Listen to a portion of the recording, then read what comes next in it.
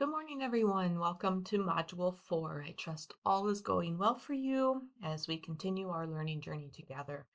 As noted in my introductory paragraph, by the end of this module, we will have finished half of this course, which to me, it's hard to believe. At least I feel like this time is flying, but maybe that's because I'm enjoying this journey so much, interacting with you and your thoughts. So I just want to thank you for prioritizing this course and carving out the time to do high quality work that I see and for doing it in a timely manner so that we can all benefit from each other's thoughts.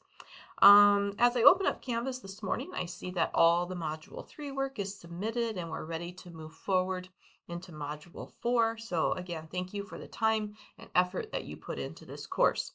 So looking ahead into this week, I want to draw your attention to, first of all, the community agreement that we started together in Module 2. You'll find it linked in the learning guide. So if you want to just occasionally open that up and just keep this contract of sorts in front of you, this is what we've decided together that we can do as individuals, as a classroom community, and at what you would like me as an instructor to do in order to make this the best course, the best learning experience possible. And as we go along in the modules and week to week, feel free to add additional thoughts and insights so we can consider that. Also, take note of the prayer request list. I would encourage you to open that up regularly as well. Thank you for those that have added new prayer requests, praises for answered prayer, and so forth. I just want to encourage you all to pray for each other, which is another way that we can build that positive interdependence.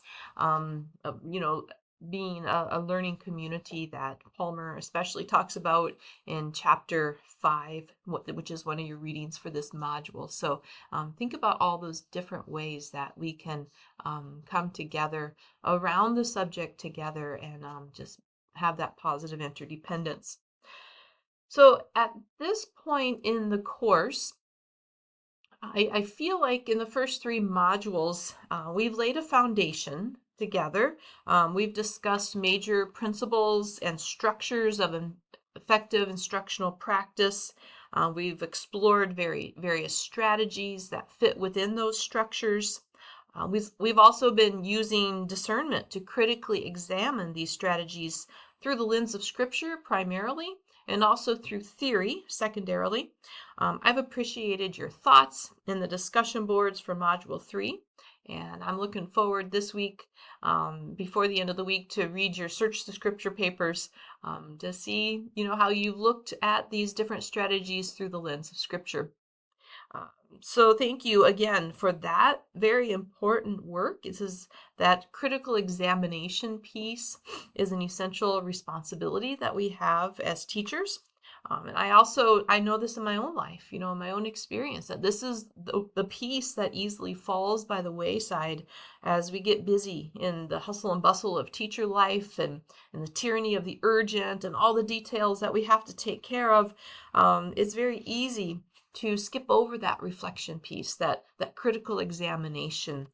So hopefully summer and maybe a different schedule, more flexible schedule for most of you is allowing you that time to really reflect deeply. Hopefully the discussion board prompts that we're having, the papers that you're writing have helped you to do that deep digging to really assess the core and the foundation from which these practices that you use or want to use emerge from. So I want to encourage you to keep up that good and important discerning work as we move forward.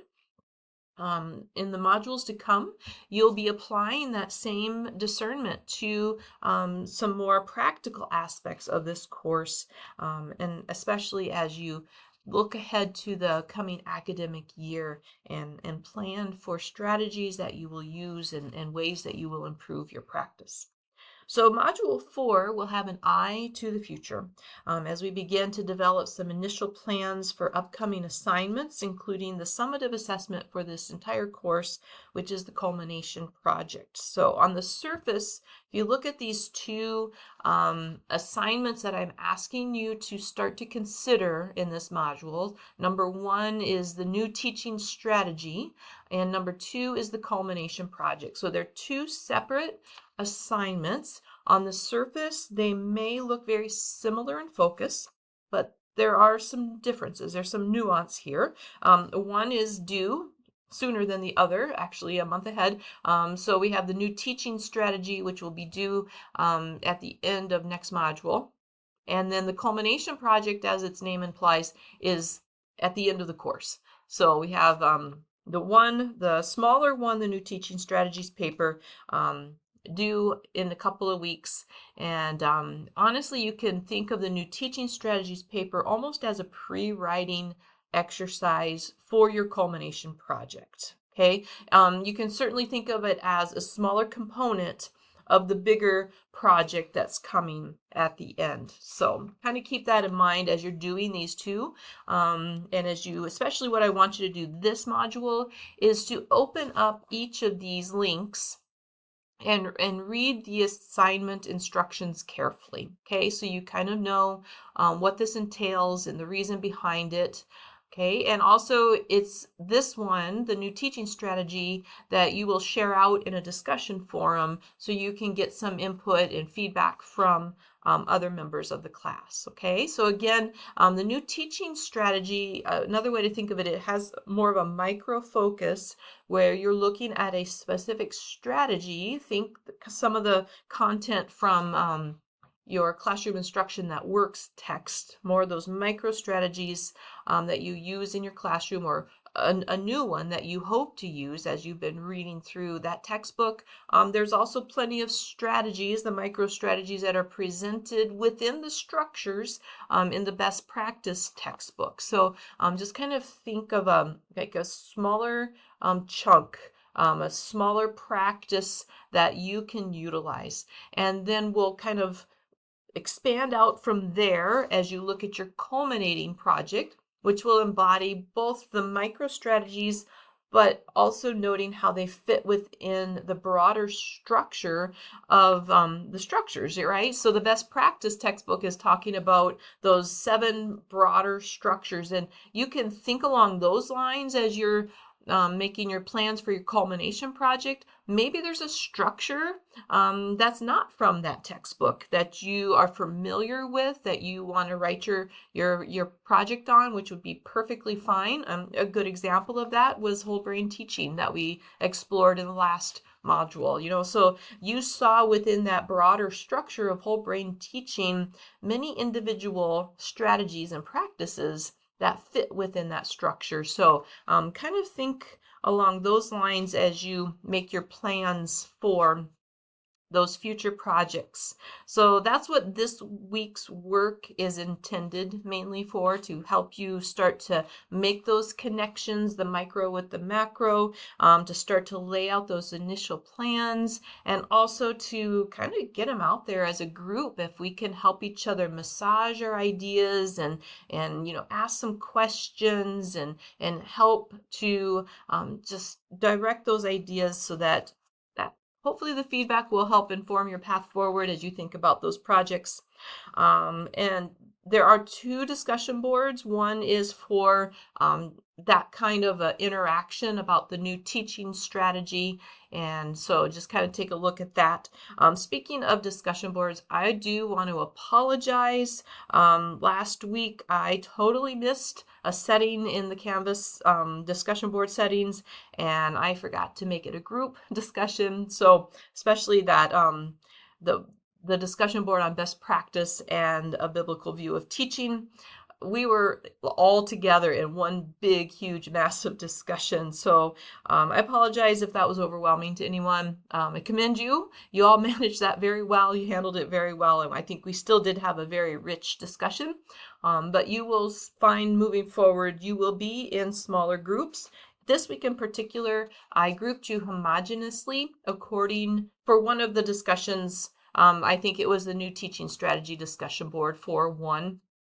You're with people that teach the similar grade levels that you do. So I got a couple of groups of elementary teachers, a group of intermediate middle school teachers, a group of high school teachers, and then a group that's kind of eclectic, so bear with me, of the administrative roles and then some specials, right? So give me some input on those groups, how they work for you. I hope that being together with people that teach in similar teaching contexts will help you develop a rich and focused discussion.